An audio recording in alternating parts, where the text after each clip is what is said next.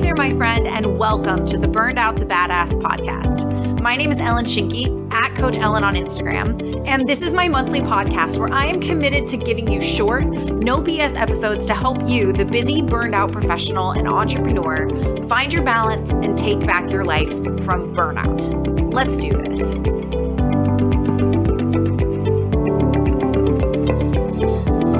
Hello, my friend, and welcome back to Burnout to Badass. I am very excited for today's podcast episode. I think this is the first time that I will have really exclusively created content focused around small business owners, people who are building a business on the side, entrepreneurship. And it's very near and dear to my heart because I have had a side hustle since 2014. Shit you not, there's only been 4 months in there where I was exclusively focused on my business. And we'll talk a little bit more about that later.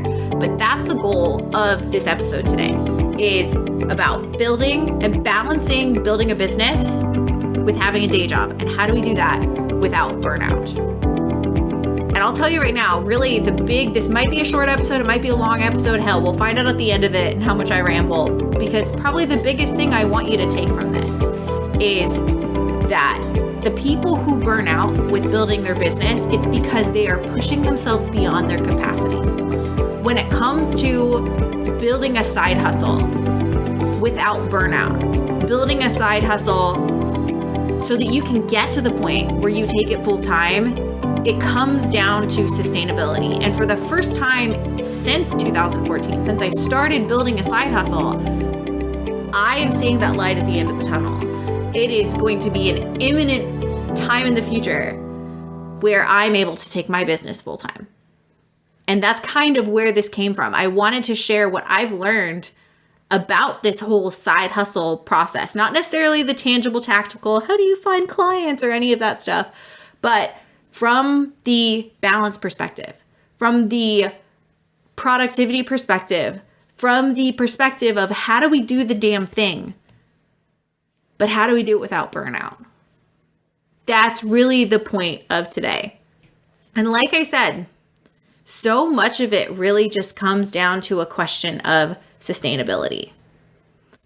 But I'm getting ahead of myself a little bit there. So I want to make sure that we really, really dive into this. So for some context, I have had a side hustle since 2014. The first time I started doing stuff with an NLM was in 2014. I launched my website in 2015, but it was really in 2017 that I started dabbling in coaching more seriously. 2018 was when I got my first one-on-one coaching client, and then it's all kind of gone from there. So it's been a really freaking long time that I've had a side hustle. And, considering the fact that as I record this, I'm over 8 years in to that, I feel like I've learned a lot about what to do and what not to do. So if you are somebody who is building a business on the side, which I am a big fan of, I'm a big fan of build your business on the side. I'm not a big fan of quit your day job and go full time before your business can sustain you, because I think we do a lot of things wrong in our businesses when we come from that approach. So this is really for the people who are building their business on the side. I'm pro this. I highly recommend it if you want to start a business. Don't put all of your eggs in one basket, in your business basket. And I know that's contrary to a lot of business advice. I'm not a business coach, but from a burnout perspective, this is really what I found to be helpful. So I've got a couple tips I've jotted down. Some of them are very, very tangible, and some of them are kind of more mindset related. So let's kind of dive into these. The first one is, and I'm actually going to tackle them a little bit out of order from how I've got them written down. The first big tip I have for you is to make sure you're building your business for you and not for someone else. This is really kind of coming at things from the emotional burnout perspective, and it's a big reason why I am so pro side hustle. I am so pro build it on the side and build up that income, because I think what so many of us do wrong is we listen a little bit too much to the coaches and the gurus and what everybody else is telling us to do in our business. And when we quit our day job and we put all of our pressure on our business to sustain us and give us an income, it's so much more pressure to choose correctly And it is so much more pressure to make it work, even if it's not meant to. Even if the offering that you've come up with, the niche that you're in, isn't the place that you're meant to be, I feel like we aren't as, willing to make changes.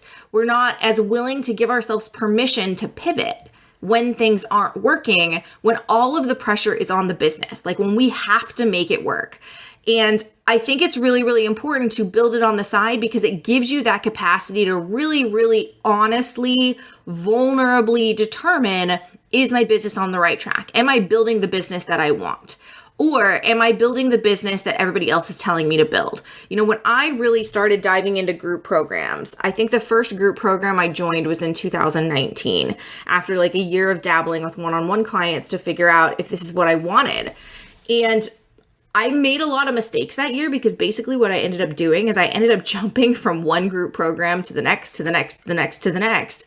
And everybody was telling me, oh, Ellen, you should do this. Oh, Ellen, you should do this. Ellen, you should do this kind of coaching. Ellen, you should coach this kind of client. And honestly, all that did was make me confused. People are convincing. And, for a time I was just like, oh yeah, you're right. This should be my niche. But the fact of the matter was, I'm a big believer that when we self-generate an idea, we buy into it and it's more true to us than when we're told to do something. I try to do that a lot with my clients as well. Like I might give them a little indication of, well, this is what I do, but what sounds good for you? Like what is something that jumps out at you? Because when we self-generate, it's just so much better. And it's the same thing with our businesses. I actually made a commitment in 2020, 2021, even honestly, I'm kind of continuing it in 2022 of I don't join a lot of programs because I end up just listening a little bit too much to what everybody else is telling me I should do for my business instead of following my gut and building my business for me and building my business in a way that feels right for me. Once I started kind of ignoring all of the advice, which I feel like this is very counterintuitive to what we are told. And I'm definitely, I'm of the opinion coaches should be coached. I do think we need support. I work with a therapist. That's kind of the biggest support that I'm getting right now.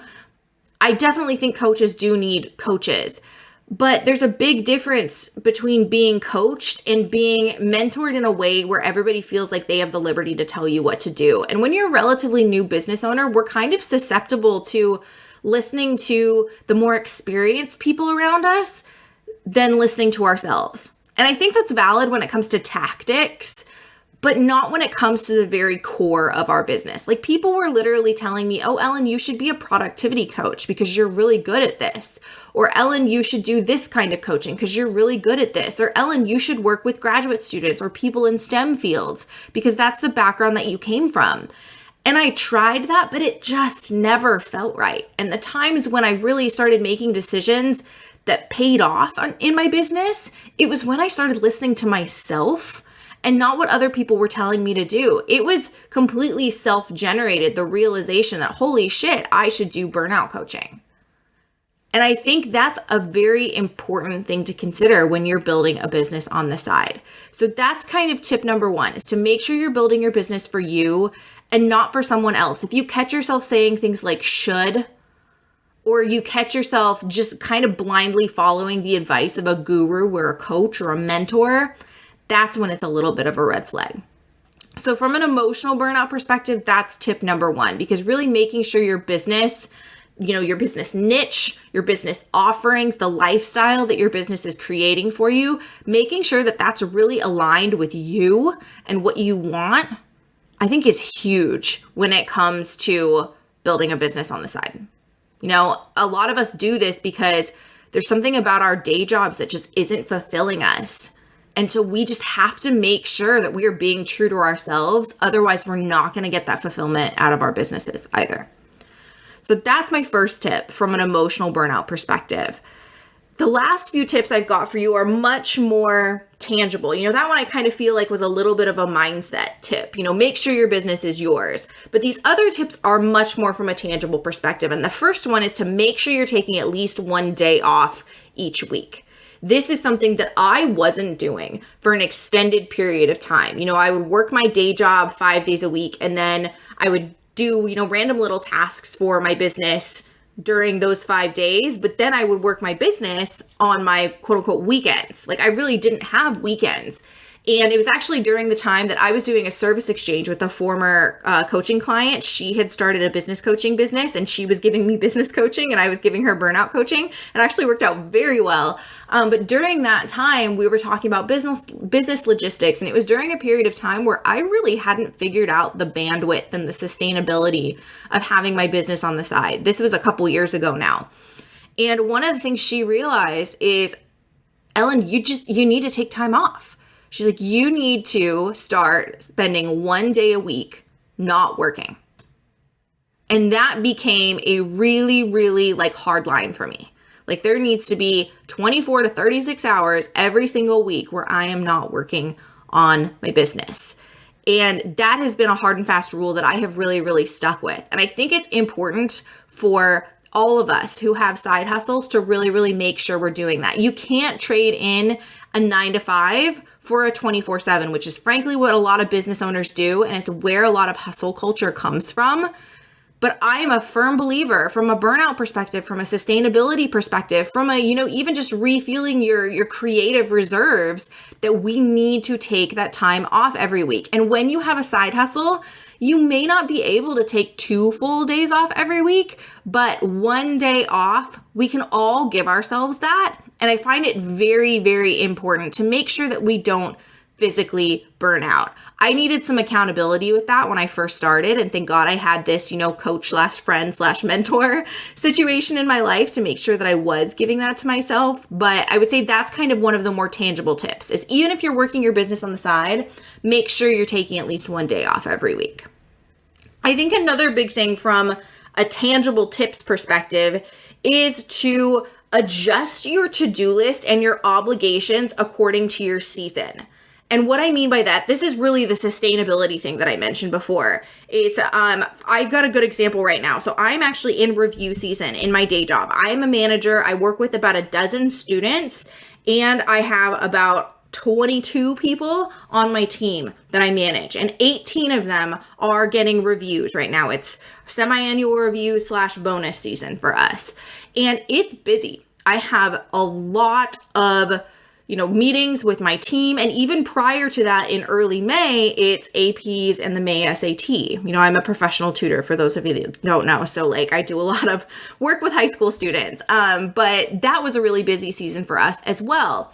I made a mistake in May of not necessarily adjusting my schedule. I actually took on more speaking engagements, and that was when I went a period of time where I had 6 straight weeks where I basically had a speaking engagement every single week, which for people who are full-time speakers, that doesn't seem like a lot. But when you're juggling your speaking business and your coaching business with a day job, it was a lot. I was done after the first week of May. I was so physically exhausted after the first week of May. And that's because I didn't do this. But now what I'm doing right now is it's a slightly lower time period with students in terms of hours I'm working with students, but it's a higher time period with my team and the people that I manage. It's also very emotionally taxing because it's review season. It's bonuses. I have to tell some of my team why they're not getting a bonus.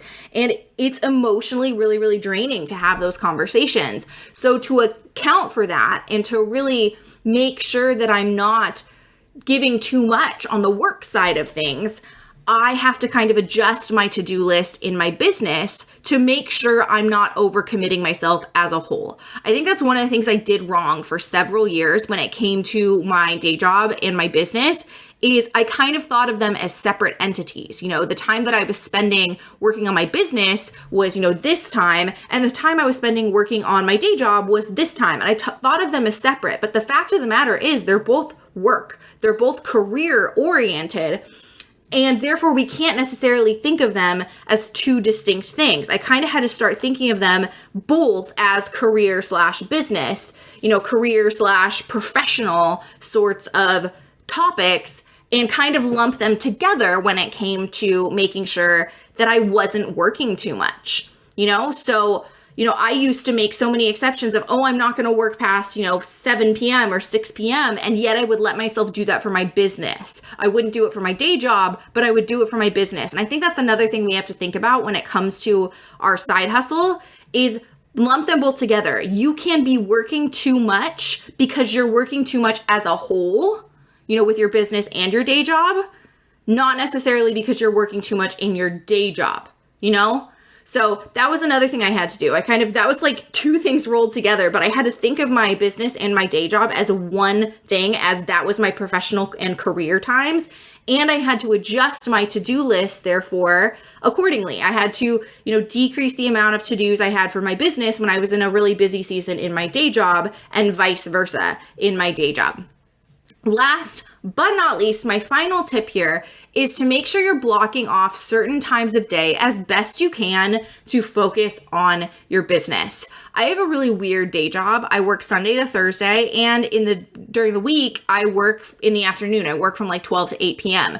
So what I did is I would work in the mornings. I would work from like 9 to 12 on my business, and then I would switch to day job in the afternoons. I wasn't always working till 8 p.m., so it wasn't like that crazy long of a day, but like I had these kind of rough time blocks when I was working on my business. And then Friday was very much a business focused day. And then I usually take Saturdays off. So I had these kind of rough time frames in my mind that were dedicated to business. And it's almost kind of like a boundaries thing. Having those boundaries around when you work your business versus when you focus purely on your day job, it allowed me to kind of compartmentalize things a little bit and not feel like I had to switch back and forth mentally all day, every day, which I think is really important for like a mental bandwidth, decision fatigue kind of perspective, because every single time we mentally have to switch gears, that's costing us mental energy. That's draining us, that's tiring us out. So I kind of tried to compartmentalize my business work to one particular time of day and my day job work to another particular time of day. So I didn't have to deal with that as much.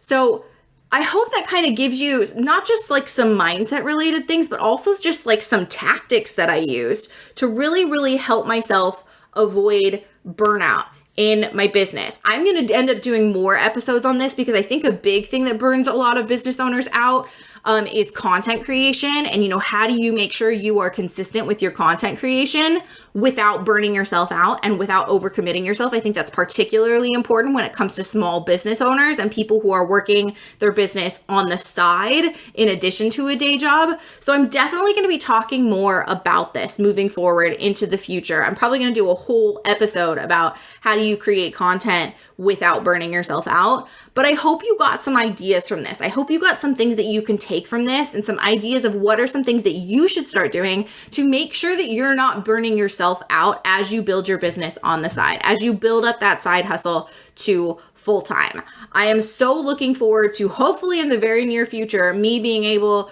to not have to juggle two jobs anymore, to purely focus all of my energy and effort on Coach Ellen and on my burnout coaching and speaking.